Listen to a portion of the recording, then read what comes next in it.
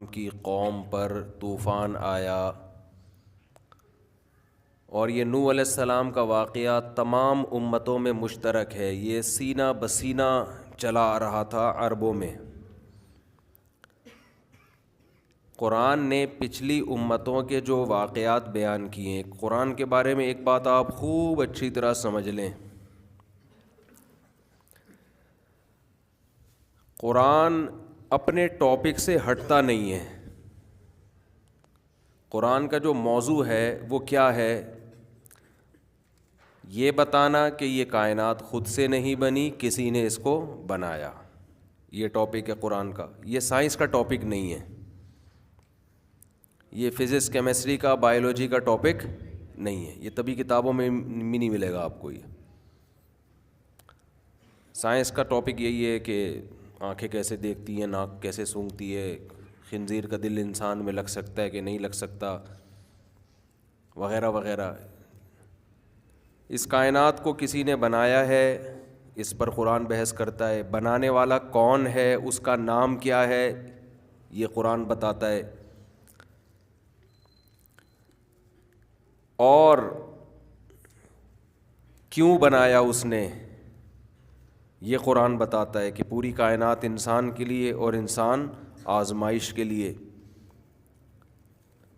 اور اس آزمائش کے نتیجے میں جو کامیاب ہوں گے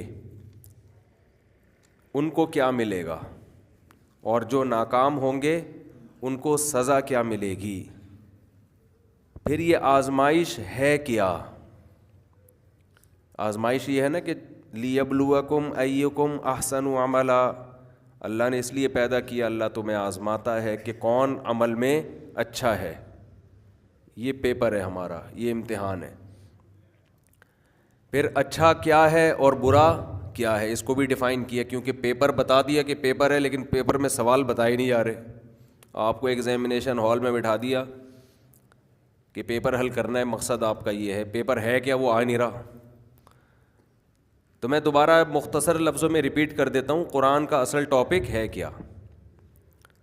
دیکھو، رسالت بھی قرآن کا اصل ٹاپک نہیں ہے، اس لیے کہ رسول کو بھی یہ چیزیں سمجھانے کے لیے بھیجا گیا، تو وہ ضمناً رسالت کی بحث بھی قرآن چھیڑتا ہے، کیونکہ نبی صلی اللہ علیہ وسلم بذات خود آپ کی ذات بھی مقصود نہیں ہے، بلکہ آپ بھی اللہ کے پیغمبر ہیں۔ مقصد ہے لوگوں کا اللہ سے تعلق قائم کروانا، اور جس مقصد کے لیے دنیا میں اللہ نے لوگوں کو، انسانوں کو پیدا کیا ہے، وہ مقصد لوگوں کے سامنے لانا۔ اس لیے ہم یوں کہہ سکتے ہیں کہ قرآن کا جو اصل ہے نا، یعنی اصل الاصول، جو بالکل ہی بیس ہے، وہ تو یہ کہ انسان اور بندوں کا تعلق، اللہ اور بندوں کا تعلق قائم ہو جائے آپس میں۔ اس کے لیے کیا ہے؟ پہلی بات، اس کائنات کو کسی نے بنایا، بنانے والا وحدہ لا شریک لہ ہے، اس کے ساتھ کوئی شریک نہیں ہے۔ اس نے بے مقصد نہیں بنایا، کسی مقصد کے لیے بنایا۔ وہ مقصد کیا ہے؟ تمہاری آزمائش۔ آزمائش کس چیز کی ہے وہ بتا دیا اس نے، کہ اچھائی کیا ہے اور برائی کیا ہے۔ یہ قرآن و سنت خود بتاتے ہیں، اپنی طرف سے فیصلہ نہیں کرنا اچھے اور برے کا، اور اچھے کو قیامت میں کیا ملے گا اور برے کو کیا سزا ملے گی۔ یہ ہیں قرآن کے اصل ٹاپک، خوب سمجھ لیں۔ جو چیزیں ان باتوں کو سمجھانے میں معاون اور مددگار بن سکتی تھیں، ان کو بھی قرآن نے چھیڑا ہے، حالانکہ وہ قرآن کا اصل ٹاپک نہیں ہے۔ مثال کے طور پر، انسانیت کی ابتدا کیسے ہوئی، سمجھتے ہیں کہ نہیں سمجھتے؟ مٹی سے آدم کو بنایا، مٹی سے اماں حوا کو، انہی کی پسلی سے اماں حوا کو بنایا، اور دونوں کے ملاپ سے انسانوں اور مرد اور عورتوں کو زمین میں بھر دیا۔ یہ اس کا تعلق ہے ہسٹری سے، یہ قرآن کا اصل ٹاپک نہیں ہے، لیکن یہ جو اصل ٹاپک ہے اس کو سمجھانے میں یہ چیز مددگار بنتی ہے. بہت مشکل ہے بھائی. یہ موٹیویٹ کرتی ہے کہ یار ہمیں تو بڑے پروٹوکول کے ساتھ بنایا گیا، بڑی عزت کے ساتھ بنایا گیا. میرا مقصد ابھی ایتھیس کی مخالفت نہیں ہے، وہ ہر بیان میں وہ ملحد لوگ آ رہے ہیں، کچھ کبھی ضمناً آ رہے ہوتے ہیں، کبھی مقصد بنا کے آ رہے ہوتے ہیں، ابھی ضمناً غریبی میں آ رہے ہیں. وہ اصل میں قرآن کا مقصد یہاں پر یہ بتانا نہیں ہے یہ کیوں اس کو اتنا گرے لگائی ہوئی ہے.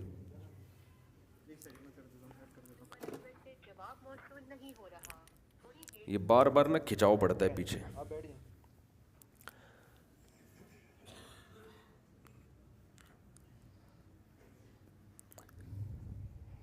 چلو بھائی شکریہ. تو قرآن کا یہ جو آدم علیہ السلام کا واقعہ بیان کیا، یہ اصل مقصد کو سمجھانے میں، اصل مقصد پر لانے میں اس طرح کے واقعات معاون اور مددگار بنتے ہیں. تو اللہ نے بتایا کہ تمہیں بڑے پروٹوکول کے ساتھ پیدا کیا گیا، بندر کے کا نتیجہ نہیں ہو تم، اور نہ بندر کسی اور کا نتیجہ ہے. کیا کریں، اب بات آئی جاتی ہے نا. ایک ملحد سے کسی نے کوئی واسطہ پڑا، کل وہ آئے میرے پاس، مجھے کہنے لگے کہ وہ ہمارے ایک دوست ہیں، وہ ایتھیسٹ ہے نا، کسی غیر مسلم کنٹری کی بات ہے. تو جب ان سے بات کی، میرے بیان بھی ان کو سنائے، اور کمال کی بات ہے وہ ملحد بیان بھی میرے ہی سنتا ہے خالی. کہہ رہے کسی اور کے، اس کو کسی اور کے بیان میں مزہ نہیں آ رہا. تو میں نے کہا یار میں تو الحاد کے خلاف اتنا بولتا ہوں، اس ایتھیس کو تو توبہ کر لینی چاہیے. اتنے دلائل دیتا ہوں میں، صبح شام میرے بیانات میں یہی بات چل رہی ہوتی ہے زیادہ تر. میں اتنا اس کو پتہ ہے کیوں فوکس کرتا ہوں الحاد کو. لوگ بھی مجھے طنز کرنے لگے ہیں، یار بس کرو ایتھیس کے خلاف. بھائی یہی تو چیز سمجھ میں آ جائے نا، جب اللہ ہے تو پھر سب کچھ ہے. جب آپ اللہ کو مان لیتے ہو تو اسلام کے علاوہ کہیں بریکیں پھر آپ کی لگتی نہیں ہیں. اس کی مثال ایسے ہے کہ آپ کسی ہائٹ پر ہو اور نیچے سلوب ہے نا، وہ سلوب فار ایگزامپل 20 کلومیٹر ہے، ہوتا نہیں ہے لیکن ایک فرض کرنے میں گورنمنٹ نے پابندی نہیں لگائی ہے، آپ کو پتہ ہے کچھ بھی فرض کر سکتے ہیں کہ 20 کلومیٹر سلوب ہے، نیچے گاڑی نے جانا ہے. تو آپ نے کیا کرنا ہے، گاڑی کو نیوٹرل کر کے نا تھوڑا سا دھکا دے دو بس آپ. اس کے علاوہ درمیان میں کوئی سپیڈ بریکر نہیں ہے. تو گاڑی آپ کے نہ چاہتے ہوئے بھی بالآخر کھائی میں جا کے ہی گرے گی، وہ یہ نیچے ہی جا کے رکے گی وہ گاڑی. اس سے پہلے رکنے کا کوئی آپشن ہے ہی نہیں. تو جس نے گاڑی کو نیچے پہنچانا ہے نا، وہ کیا کرے گا، زیادہ لمبی چوڑی تقریریں نہیں کرے گا. وہ کہے گا یار اتنا سمجھانا ڈرائیور کو موٹیویٹ کرنے کے بجائے تھوڑا سا پش کرو. ڈرائیور چاہے گا بھی تو گاڑی نہیں رکے گی، جہاں پہنچنا ہے وہیں پہنچ کے دم لے گی. جب آپ اپنی زندگی میں یہ مان لیتے ہو کہ کوئی ایک ذات ہے جس نے اس کائنات کو بنایا، تو اس کا مطلب آپ اس سلوب میں آ گئے. اب نظریاتی طور پر اسلام کے علاوہ آپ کی بریکیں کہیں لگیں گی نہیں، الا یہ کہ آپ عقل استعمال کرنا چھوڑ دو. عقل آپ کی لے جائے گی سیدھا اسلام تک، کہ لائف اسٹائل زندگی گزارنے کا آپشن آپ کے پاس اسلام کے علاوہ کوئی اور نہیں ہے. کیوں ہے ہی نہیں نا پھر کچھ آگے. کیونکہ اللہ نے اگر بنایا ہے، کسی خدا نے بنایا ہے، تو وہ اللہ کے علاوہ کوئی ہو نہیں سکتا، کیونکہ وہی جو ہے اپنا انٹروڈکشن کرواتا ہے. اللہ کے علاوہ تو کوئی اور ہے ہی نہیں. اگر اللہ کے علاوہ کوئی اور سچی مچی کا خدا ہے تو میں بار بار ایک بات اٹھاتا ہوں نا کہ پھر وہ بتاتا کیوں نہیں اپنے بارے میں؟ اس نے تو پیدا کر کے ایسے ہی چھوڑ دیا، تو کیوں پیدا کیا؟ ہم اس سے پوچھتے ہیں نا بھائی کیوں بنایا ہم کو، کیوں پیدا کیا، کچھ بتا تو صحیح، کیوں بنایا، تو چاہتا کیا ہے؟ وہ گم سم بیٹھا ہوا ہے. تو جو بولتا ہے وہ صرف کون بولتا ہے؟ جو ذات بول رہی ہے وہ اپنا انٹروڈکشن کرا رہی ہے کہ میرا نام کیا ہے، اللہ ہے، اور ایسا بولتا ہے. ہم کہتے ہیں نا اے اللہ تو نے ہمیں بنایا, اللہ کو فرض کرو گاڈ بول دو آپ اس کو, تاکہ ایتھیس بھی مانے کہ بات کس کی ہو رہی ہے, جس نے اس کائنات کو بنا. گاڈ کو تو سب مانتے ہیں نا. ابے ہندو بھی کہتے ہیں گاڈ ہے, انگریز بھی کہتے ہیں گاڈ ہے, اللہ کے لفظ میں آ کے اختلاف آتا ہے. عیسائی کہتا ہے یہ تم لوگ کا اللہ اور ہے, ہمارا اللہ اور ہے, یہ تم اللہ کہتے ہو ہم اس کو اللہ نہیں کہتے. تو آپ جب مان لیتے ہیں نا کہ کوئی گاڈ ہے, خدا ہے, تو ہم سب سے بڑا سوال پوچھیں گے کہ اس خدا وہ ہم سے چاہتا کیا ہے, کیوں بنایا اس نے, وہ صحیح اور غلط ہمیں بتاتا کیوں نہیں ہے. ہم تو انسانوں کے غلام بنے ہوئے ہیں نا, ہم اسمبلیوں کے غلام بنے ہوئے ہیں. یہ کہتے ہیں یہ لیگل ہے, لیگل ہو گیا, یہ کہتے ہیں انلیگل ہے, انلیگل ہو گیا, یہ کہتے ہیں اچھا ہے, اچھا ہو گیا, یہ کہتے ہیں برا ہے, برا ہو گیا.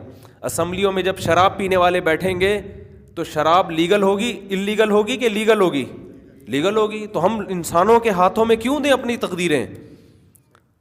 اللہ کیوں نہیں بتاتا کہ شراب بری ہے کہ اچھی ہے؟ اللہ کیوں نہیں بتاتا کہ زنا اچھا ہے کہ برا ہے؟ اللہ کیوں نہیں بتاتا کہ اپنے محرم سے نکاح کرنا یہ برا ہے یا اچھا ہے؟ انسان آج تو کہہ رہے ہیں سسٹر سے شادی بری چیز ہے, مدر سے شادی بری چیز ہے. کوئی بھروسہ نہیں کل جا کے لا پاس ہو جائے کہ یہ بھی لیگل ہے, کوئی بھروسہ تھوڑی ہے. جو ہومو سیکشولیٹی کو لیگل کر سکتے ہیں ان سے کیا وعید ہے کہ کل جا کے اس کو بھی لیگل کر دیں وہ. تو اللہ کیوں نہیں بتاتا ہمیں, گاڈ کیوں نہیں بتاتا کہ صحیح کیا ہے غلط کیا ہے؟ گاڈ بتاتا کیوں نہیں ہے کہ اس کی چاہت کیا ہے, وہ اپنے بندوں سے کیا چاہتا ہے؟ تو ہم اگر اللہ کے علاوہ کسی اور کو گاڈ مانتے ہیں تو آپ چیختے رہیں قیامت تک, وہ کبھی بھی نہیں بتاتا, وہ بتاتا ہی نہیں ہے, وہ چپ بیٹھا ہے منہ پہ ٹیپ لگا کے. اس کا مطلب وہ گاڈ نہیں ہے, وہ گاڈ نہیں ہے. دیکھو فقہا نے ایک مسئلہ بیان کیا ہے اور آج کی عدالتوں میں بھی وہ قانون کا حصہ ہے کہ ایک پلاٹ پڑا ہوا ہے, آپ 33 سال کے بعد جا کے دعویٰ کرتے ہیں یہ میرا ہے, یا ایک گاڑی ہے کسی کے پاس یا کوئی اور چیز ہے, آپ 18 سال کے بعد جا کے دعویٰ کرتے ہیں یہ کس کی ہے, میری ہے. عدالت آپ سے پوچھے گی 18 سال بعد کیوں خیال آیا آپ کو؟ اگر آپ نے معقول ریزن بیان کی کہ میں 18 سال تک اس وجہ سے خاموش تھا تو عدالت آپ کا بیان سنے گی, آپ کی کیس کی سماعت کرے گی. لیکن فقہا کہتے ہیں کہ اگر 18 سال چپ رہنے کی کوئی معقول ریزن اس بندے نے بیان نہیں کی تو عدالت, اسلامی جج, اسلامی قاضی اس کیس کو عدالت سے خارج کر دے گا. وہ کہے گا میرے پاس فالتو کیس سننے کا ٹائم نہیں ہے. منہ اٹھا کے کوئی بھی آ جائے گا 20 سال, تو بھائی چپ کیوں رہے 18 سال تک؟ اگر یہ گاڑی تمہاری ہے تو یہ تو گینڈے والا قصہ ہو گیا نا. ایک آدمی نے کسی کو گینڈا بولا, صحیح ہے نا, ایک آدمی نے عدالت میں کیس کیا کہ اس نے مجھے گینڈا کہا ہے, 1 سال پہلے گینڈا بولا تھا اس نے مجھے. عدالت نے پوچھا 1 سال پہلے تجھے گینڈا بولا تھا, کیس اب کیوں کر رہا ہے؟ اس نے کہا میں نے گینڈا آج ہی دیکھا ہے, اس سے پہلے مجھے پتہ ہی نہیں تھا کہ گینڈا کیسا ہوتا ہے. تو معقول وجہ بیان کر دی نا اس نے. عدالت کیس کی سماعت کرے گی کہ بھائی 1 سال پہلے اس کو پتہ ہی نہیں تھا کہ گینڈا ہوتا کیسا ہے, تو آج دیکھا ہے تو اب پتہ چلا یہ تو مجھے گالی دی ہے اس نے. یا کسی نے کوئی ایسی گالی دی 15 سال پہلے, آپ کو اس کا مطلب ہی معلوم نہیں تھا, 15 سال بعد آپ کو پتہ چلا, ڈکشنری میں دیکھا ابے یہ تو یہ بولا اس نے مجھے.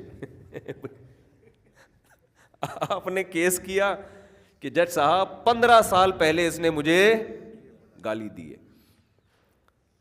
تو جج کہے گا, جج سنے گا, کہے گا 15 سال پہلے تو اب کیوں آ رہا ہے؟ تو اتنا ٹائم نہیں ہے کہ ایسے فالتو کیسز بھی ہم کوئی ریزن بیان کرو. تو ریزن یہی ہے کہ سر آج میں نے ڈکشنری کھول کے دیکھی تو مجھے پتا ہے تو بہت فوش گالی ہے. تو جج پھر کیس سنے گا. تو اس سے پتہ چلتا ہے کہ کسی معقول وجہ کے بغیر آپ مدعا علیہ پر اگر کیس نہیں کرتے اور طویل عرصہ گزر جاتا ہے, تو پوری دنیا میں یہ قانون ہے, صرف اسلام میں نہیں ہے, فقہا نے نہیں بیان کیا. یہ اس کی علامت سمجھا جائے گا کہ یہ آدمی خام خواہ میں اگلے کو تنگ کرنے کے لیے یا عدالتوں کا ٹائم ویسٹ کرنے کے لیے کیس کر رہا ہے. کیونکہ 18 سال سے چپ بیٹھے ہوئے ہو آپ. بعض کیسز میں 36 سال تک چپ بیٹھنا یہ کیس کو ناقابل سماعت بنا دیتا ہے. یا تو یعنی یہ پوری دنیا میں ہے. ہم دیکھتے ہیں کہ جو گاڈ ہے نا، جس کو جو اللہ کے علاوہ اگر فرض کر لیں کوئی گاڈ ہے، 36 ارب سال ہو گئے وہ چپ بیٹھا ہوا ہے وہ کچھ بولنے کا نام لے ہی نہیں رہا ہے، وہ بتا ہی نہیں رہا ہے کہ مجھے پسند کیا ہے، میں کن چیزوں سے خوش ہوتا ہوں، کن چیزوں سے ناراض ہوتا ہوں، خوش ہوتا بھی ہوں کہ نہیں ہوتا، کچھ تو بولو۔ یہی بول دو مجھے اے بندو تم سے کوئی غرض نہیں ہے، جو چاہے کرو، ملحدین کے بیان سنا کرو، جو چاہے لائف اسٹائل، یہی تو اتنا ہی بول دے، چپ بیٹھا ہوا ہے وہ۔ جو بول رہا ہے جس کو ہم اللہ کہتے ہیں وہ ایسا بول رہا ہے، وہ اپنا انٹروڈکشن کروا رہا ہے، وہ کہہ رہا ہے میری ڈیفینیشن ہی ہے، اللہ نور السماوات والارض، وہ زمین آسمان کا نور ہے۔ کیا مطلب؟ زمین اور آسمان کو گائیڈ کرتا ہے، وہ روشنی دیتا ہے، یعنی اس کا دوسرا نام ہی گائیڈنس ہے۔ نور کا مطلب گائیڈنس۔ دیکھو نور روشنی کو کہتے ہیں، روشنی سے یہ روشنی مراد نہیں ہے جو سورج اور چاند کی روشنی ہوتی ہے، یہاں روشنی تعبیر ہے